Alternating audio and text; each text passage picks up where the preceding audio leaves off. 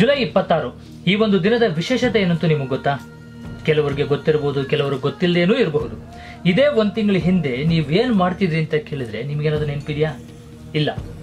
ಯಾಕಂದ್ರೆ ನಿಮ್ಮ ದಿನನಿತ್ಯದ ಜಂಜಾಟದಲ್ಲಿ ನೀವು ಎಲ್ಲವನ್ನೂ ಮರೆತೋಗಿರ್ತೀರ. ದಿನ ಎಲ್ಲ ದುಡಿದು ದಣದು ರಾತ್ರಿ ಗಾಢ ನಿದ್ದೆಗೆ ಜಾರಿರ್ತೀರ. ಆ ಗಾಢ ನಿದ್ರೆಗೆ ಕಾರಣ ನಮ್ಮ ಯೋಧ, ಭಾರತೀಯ ವೀರ ಯೋಧ. ಇದೇ ಗಡಿಕಾಯ ಯೋಧನಿಗೆ ಗಾಢ ನಿದ್ರೆ ಅನ್ನೋದು ಹತ್ರನೂ ಸುಳಿಯಲ್ಲ. ಇದೇ 16 ವರ್ಷಗಳ ಹಿಂದೆ ಒಬ್ಬ ಯೋಧ ತನ್ನ ತಂದೆ ತಾಯಿಗಳಿಗೆ ಒಂದು ಪತ್ರವನ್ನ ಬರೆದಿದ್ದ. ಪ್ರೀತಿಯ ಅಪ್ಪ ಅಮ್ಮನಿಗೆ, ನಿಮಗೆ ಈ ಒಂದು ಪತ್ರ ಸಿಗೋಷ್ಟೊತ್ತಿಗೆ ನಾನು ನಿಮ್ಮನ್ನ ಆಕಾಶದಿಂದ ನೋಡ್ತಾ ಇರ್ತೀನಿ. ಅಲ್ಲಿನ ಅಪ್ಸರಿಯರು ನನ್ನ ಯೋಗಕ್ಷೇಮವನ್ನು ವಿಚಾರಿಸ್ಕೊಳ್ತಾ ಇರ್ತಾರೆ. ನನ್ನ ಮುಂದಿನ ಜನ್ಮದಲ್ಲಿ ಮನುಷ್ಯನಾಗಿ ಹುಟ್ಟಿದ್ರೆ ಪವಿತ್ರವಾಗಿರುತ್ತಾ ಭಾರತ ದೇಶದಲ್ಲೇ ಹುಟ್ಟಿ ಸೈನ್ಯಕ್ಕೆ ಸೇರಿ ಭಾರತ ದೇಶಕ್ಕಾಗಿ ಹೋರಾಡ್ತೀನಿ. ಹಾಗೆ ನನ್ನ ದೇಶದ ಮುಂದಿನ ಒಳ್ಳೆ ದಿನಕ್ಕೋಸ್ಕರ ನಾನು ಯುದ್ಧ ಮಾಡಿರುವಂತ ಪವಿತ್ರ ಭೂಮಿನ ಒಂದ್ಸರಿ ಬಂದು ನೋಡಿ. ಹಾಗೆ ಮುಂದಿನ ಯುವ ಪೀಳಿಗೆಗಳಿಗೆ ಅಲ್ಲಿನ ತ್ಯಾಗ ಬಲಿದಾನಗಳ ಬಗ್ಗೆ ತಿಳಿಸ್ಕೊಡಿ. ಇಂತಿ ನಿಮ್ಮ ಪ್ರೀತಿಯ ವಿಜಯಂತ ತಾಪರ್ ಅಂತ ಹೇಳಿ ವಿಜಯಂತ ತಾಪರ್ ಯುದ್ಧಕ್ಕೂ ಹೊರಡುವ 2 ಗಂಟೆ ಮುಂಚಿತವಾಗಿ ಈ ಒಂದು ಪತ್ರವನ್ನು ತನ್ನ ತಂದೆ ತಾಯಿಗಳಿಗೆ ಬರೆದ. 1999 ಮೇ 3ನೇ ತಾರೀಕು ಕೆಲವು ಜನ ಕುರಿ ಕಾಯುವಂತವರು ತಮ್ಮ ದಿನನಿತ್ಯದ ಕೆಲಸದ ಹಾಗೇನೆ ಬೆಟ್ಟಕ್ಕೆ ಕುರಿ ಕಾಯಕ್ ಹೋದ್ರು.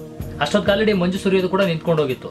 ಅಲ್ಲಿ ಹೋಗಿ ನೋಡ್ತಾರೆ, ಅಯ್ಯಯ್ಯೋ ಇಲ್ಲವರೆಲ್ಲ ಭಾರತ ದೇಶ ಸೈನಿಕರಲ್ಲ, ಪಾಕಿಸ್ತಾನ ದೇಶ ಸೈನಿಕರು ಅಂತ ಹೇಳಿ ಓಡ್ ಬಂದು ಭಾರತ ದೇಶ ಸೈನಿಕರ ವಿಷಯವನ್ನು ತಿಳಿಸಿದ್ರು. ನಮ್ಮ ನೆಲದಿಂದ ಕವಲ್ ಹೊಡೆದು ನಮ್ಮ ನೆಲದಿಂದನೇ ಅವ್ರ ನೆಲೆ ಕಂಡುಕೊಂಡಿರುವಂತಹ ಪಾಕಿಸ್ತಾನ ಭಯೋತ್ಪಾದಕರ ಸಹಾಯದಿಂದ ಭಾರತ ದೇಶದ ಮೇಲೇನೆ ಆಕ್ರಮಣ ಮಾಡಿತು. ಎಷ್ಟೋ ಹಗಲು ರಾತ್ರಿಗಳು ಯುದ್ಧ ನಡೀತು. 100 ಜನ ಸೈನಿಕರು ತಮ್ಮ ಪ್ರಾಣ ತ್ಯಾಗವನ್ನ ಮಾಡಿದ್ರು.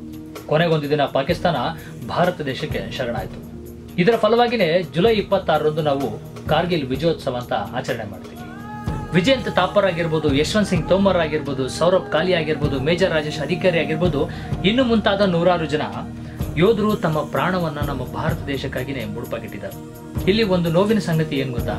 ನಮ್ಮ ಭಾರತ ದೇಶದಲ್ಲಿ 100ಕ್ಕೆ 90ರಷ್ಟು ಜನ ಇಂಥ ಒಂದು ಯೋಧರಿಗೆ ಕೇವಲ ಒಂದೇ ದಿನ ಮೀಸಲಿಟ್ಟಿದ್ದಾರೆ. ಅದು ಜುಲೈ 26ರಂದು ಮಾತ್ರ. ನಿಜವಾಗ್ಲೂ ಈ ಒಂದು ಮಾತನ್ನು ಕೇಳಿದ್ರೆ ಎಷ್ಟು ನೋವಾಗುತ್ತಲ್ವಾ? ಈ ಕಾರ್ಗಿಲ್ ಶ್ರೀನಗರದಿಂದ 205 ಕಿಲೋಮೀಟರ್ ದೂರದಲ್ಲಿರುವಂತ ಗಡಿ ನಿಯಂತ್ರಣ ರೇಖೆಯ ಸ್ಥಳದಿಂದ ಉತ್ತರ ದಿಕ್ಕಿಗಿದೆ. ಕಾರ್ಗಿಲ್ ಯುದ್ಧ ನಡೆದು ಇಲ್ಲಿಗೆ 16 ವರ್ಷಗಳಾಯ್ತು. ಈ 16 ವರ್ಷಗಳಲ್ಲಿ ಅದೆಷ್ಟೋ ಜನ ಸೈನಿಕರು ಪ್ರಾಣ ಕಳ್ಕೊಂಡಿದ್ದಾರೆ, ಅದೆಷ್ಟೋ ಜನ ಸೈನಿಕರು ಗಾಯಗೊಂಡಿದ್ದಾರೆ. ಒಂದು ನೋವಿನ ಸಂಗತಿ ಏನ್ ಗೊತ್ತಾ?